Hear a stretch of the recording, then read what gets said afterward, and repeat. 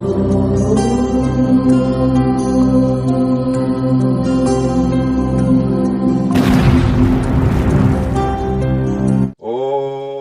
नमो भगवते वासुदेवाय।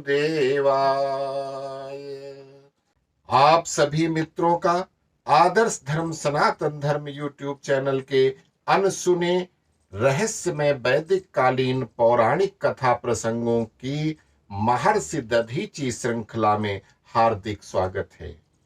आप सबने इसके पूर्व श्रृंखला के 3 वीडियो देखे, जिसमें आपको मालूम हुआ कि कैसे महर्षि अथर्वा के महान पुत्र महर्षि दध्यांग अश्वशिरा बने और कैसे उनका विवाह दैत्यराज अलम्बुस की पुत्री अलम्बुसा से हुआ, जिनसे सारस्वत ब्राह्मणों की उत्पत्ति हुई।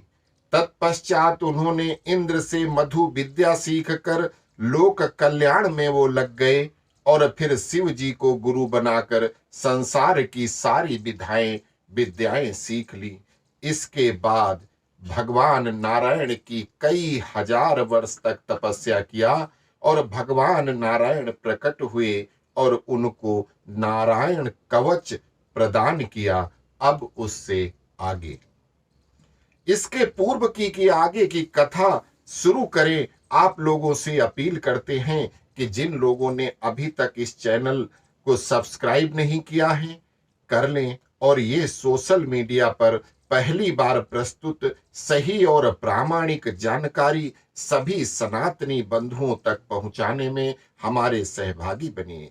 सनातन धर्म ही एकमात्र ईश्वर का बनाया हुआ धर्म है, अतः इसकी मूल बुनियादी बातों को ध्यान में रखते हुए इसके प्रचार प्रसार में सबको भागीदार बनना चाहिए। विधर्मियों द्वारा फैलाए गए और अनवरत फैलाए जा रहे झूठ का पर्दाफाश करते रहिए। झूठ के पांव नहीं होते, इसलिए ज्यादा दिन ठहर नहीं पाएंगे और जीत सत्य सनातन की ही होगी। अब आते हैं आगे की कथा पर। एक दिन सुबह महर्षि दधीची संध्या बंदन कर रहे थे कि उनके सामने से एक राजा अपने घोड़े पर किसी पशु का शिकार करने के लिए वन में आए थे और उन्होंने एक मृग के बाण मार कर उसको घायल कर दिया। वो मृग भागता हुआ महर्षि के आश्रम में घुसकर महर्षि से अपने जीवन को बचाने की याचना करता है। महर्षि उस हिरण की पीड़ा को बर्दाश्त नहीं कर पाए और संध्या बंदन छोड़कर हिरण को अपनी शरण में लेकर उसके तीर को निकालकर उसकी सेवा करने लगे। उसी समय राजा भी आश्रम में प्रवेश कर चुके थे और उन्होंने हिरण को वापस करने का आदेश दिया। ब्रह्म ऋषि ने राजा को धर्म का पाठ पढ़ाते हुए कहा कि सभी जीव एक ही प्रभु की संतान हैं। अगर हम किसी जीव को जीवन देने का अधिकार नहीं रखते तो किसी का लेने का भी अधिकार हम में से किसी को नहीं है। किंतु राजा जिद पर अड़ गए और उन्होंने कहा कि हम क्षत्रिय हैं, शिकार करना हमारा धर्म है। अब धर्म और अधर्म के वाद विवाद में दोनों की बातचीत बढ़ती चली गई। अब क्या हुआ? धर्म अधर्म के वाद विवाद में राजा ने तलवार उठा लिया और महर्षि दधीची का वध करने के लिए आगे बढ़ गए। महर्षि दधीची तो नारायण कवच को धारण किए हैं, अर्थात मंत्र पढ़कर अपने और हिरण के साथ नारायण कवच जोड़ दिया। ब्रह्मांड की अंतिम शक्ति नारायण का कवच धारण किए स्वयं नारायण स्वरूप महर्षि का तलवार गदा धनुष बाण क्या करते? राजा के सभी शस्त्र बर्बाद हो गए, किंतु ऋषि या हिरण का एक बाल भी बाका नहीं हुआ। वो राजा परेशान हो गया और उसने अपनी सभी शक्ति लगाने के बाद ऋषि को शांत मुस्कुराता हुआ देखकर राजा उनके ऊपर देवताओं से प्राप्त दिव्य अस्त्र चलाने लगा, जिससे ऋषि का तो कुछ नहीं बिगड़ा, किंतु आश्रम के पशु पक्षी जीव मर रहे थे, जिससे ऋषि ने मंत्र द्वारा राजा को अत्यंत वृद्ध, चलने फिरने में असहाय बना दिया। राजा की ऐसी दशा बिगड़ गई कि अब वो खड़ा भी नहीं हो पा रहा था। किसी तरह घोड़े पर बैठा और अपनी राजधानी पहुंचा। उनकी बेटी ने जब पिता की ये हालत देखी और सारा समाचार राजा से सुना, तो फिर अपने पिता को लेकर ऋषि के आश्रम में पहुंची। ऋषि से प्रार्थना किया और पिता को फिर से जवान जैसे थे वैसा करने की विनती किया। राजकुमारी अत्यंत सुंदर थी, जिनको देखकर महर्षि दधीची स्वयं अपनी सुध बुध खो बैठे। महर्षि भी अत्यंत सुंदर थे। लंबी भुजा, गोरा रंग, चौड़ी छाती, बलिष्ठ शरीर। नवयुवक को देखकर राजकुमारी के मन में भी उनके लिए अनुराग जाग गया। और फिर क्या था, दोनों की आंखें चार हुईं और दोनों ही एक अनजाने महान प्रेम में पड़ गए। महर्षि ने मधु विद्या के प्रयोग से राजा तृणबिंदु को पुनः पहले जैसा बना दिया। महर्षि ने राजा तृणबिंदु से अपने लिए उनकी पुत्री का हाथ मांगा। राजा तृणबिंदु ने अपनी पुत्री सुवर्चा का पाणी ग्रहण महर्षि दधीची से कर दिया और इस तरह दोनों आश्रम में साथ साथ रहने लगे। महर्षि दधीची और राजकुमारी सुवर्चा से एक अत्यंत सुंदर बालक का जन्म हुआ। माता सुवर्चा के जन्म कुंडली में शनि देव की महादशा थी और वो ऐसे स्थान पर विराजमान थे जिसके कारण उनके पति की विवाह के तुरंत बाद मृत्यु हो जानी थी। किंतु नारायण कवचधारी महान ब्रह्म ऋषि पर इसका कोई प्रभाव नहीं पड़ता देख शनि देव बड़े दुखी हुए और उनकी महादशा से फिर तो कोई डरेगा ही नहीं। अतः वो अपने देवराज इंद्र के पास गए और शिकायत कर दी। अब इंद्र क्या करते, उन्होंने शनि के साथ स्वयं पृथ्वी पर जाकर महर्षि से सारा हाल बताया और शनि देव को कहीं थोड़ा सा स्थान देने की विनती की। इंद्र बोले कि आप तो सब पे दया करते हो, सबका काम करते हो, तो शनि देव को भी कहीं थोड़ा सा स्थान दे दो।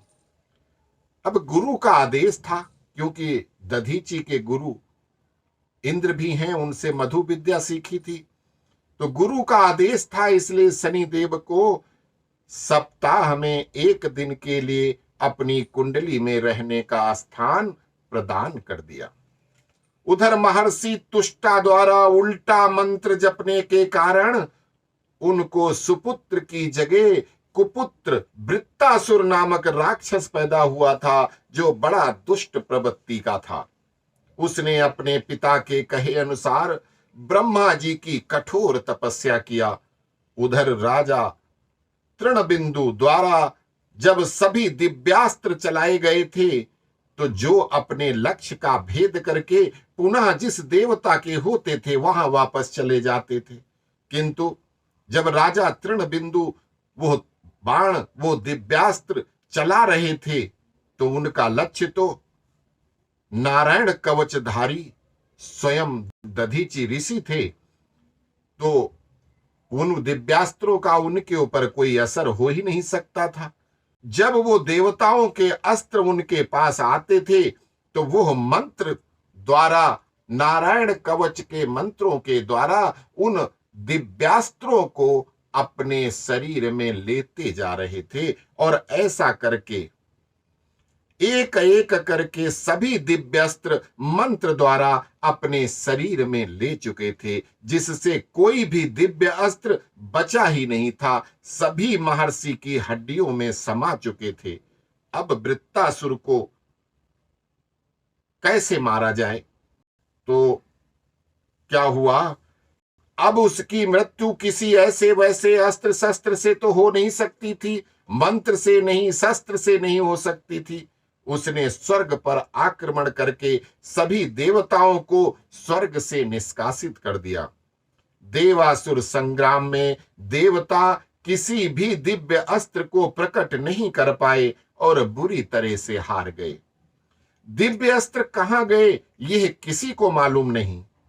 जब इंद्र ने देव ऋषि नारद और देव गुरु बृहस्पति से पूछा तो मालूम चला कि सारे दिव्यास्त्र तो दधीचि जी की हड्डियों में समाहित हैं, परिवर्तित हो गए हैं, उनके शरीर के भाग बन गए हैं, शरीर में विद्यमान हैं। अब क्या किया जाए? इसका उपाय पूछने के लिए सबसे पहले ब्रह्मा जी के पास गए। तो ब्रह्मा जी ने कहा कि अगर उन्होंने मंत्रों से अपने शरीर में समाहित कर लिया है तो वो दिव्यास्त्र कैसे निकल सकते हैं? इसका कोई उपाय नहीं है। चलो हम लोग शिव जी से कैलाश पर चलते हैं, भगवान शिव से कोई उपाय पूछते हैं। जब शिव जी के पास गए और बोले कि आपके शिष्य ने ऐसा कारनामा कर दिया है, जितने भी दिव्यास्त्र थे सब उन्होंने अपने शरीर में समाहित कर लिए हैं, और इधर वृत्तासुर राक्षस ने सभी देवताओं की नाक में दम कर दिया है, कोई भी देवता आज सुरक्षित नहीं है। तो शिव जी बोले कि भाई जब उन्होंने मंत्रों द्वारा अस्त्रों को अपने शरीर में ले लिया तो क्या उनके शरीर से कैसे निकल जाएगा? हमारे पास कोई इसका उपाय नहीं है। तो क्या करते हैं? फिर अंतिम उपाय तो वही होता है, सब मिलकर भगवान शिव, ब्रह्मा जी और इंद्र आदि देवता सब पहुंच गए भगवान नारायण के यहाँ। इस क्षीर सागर में आराम से लेटे हुए भगवान के पास जब पहुंचते हैं तो भगवान विष्णु से पूछते हैं कि प्रभु अब आप ही हमारे तारणहार हो, कुछ करो, नहीं तो हम क्या करें? सारे के सारे आपके नारायण कवच के मंत्रों के द्वारा महर्षि दधीचि ने सारे के सारे दिव्यास्त्र अपने शरीर में प्रवेश करा लिए, सब उनके शरीर में समाहित हो गए, जिसकी वजह से अब कोई दिव्यास्त्र नहीं है, और वृत्तासुर का ऐसे बिना दिव्यास्त्रों के वध नहीं हो सकता। तो आप ही उपाय बताइए। अब प्रभु नारायण के पास तो हर चीज का समाधान है, उन्होंने उसका भी समाधान दिया और बोलते हैं कि इसका उपाय सिर्फ एक दधीचि जी की हड्डियों से बने शस्त्र द्वारा ही वृत्तासुर का वध संभव है। लेकिन महर्षि ने तो अभी अभी विवाह किया है, नई नई गृहस्थी बसाई है, वो क्यों आपकी सहायता करेंगे? फिर भी हम आपको एक तरीका बताते हैं। महर्षि दधीचि लोक कल्याण के लिए बचपन से लेकर और हजारों साल हो गए वो सिर्फ जन कल्याण में लगे रहते हैं। ऐसे महर्षि दधीचि से अगर आप खुद जाकर और निष्कपट होके उनसे उनकी हड्डियों का दान मांगो तो वो जरूर दे देंगे। ये तरीका है, इसके अलावा कोई तरीका नहीं है। आप उनसे जबरदस्ती नहीं ले सकते, आप उनसे मांग के ले सकते हो। तो ये सुनकर के सभी देवता, देवराज इंद्र के साथ सभी देवता महर्षि दधीचि के पास पहुंचते हैं और लोक कल्याण के लिए उनसे दान मांगने के लिए जाते हैं। तो आज देते हैं कथा को यहीं विराम और प्रेम से बोलिए जय सिया राम।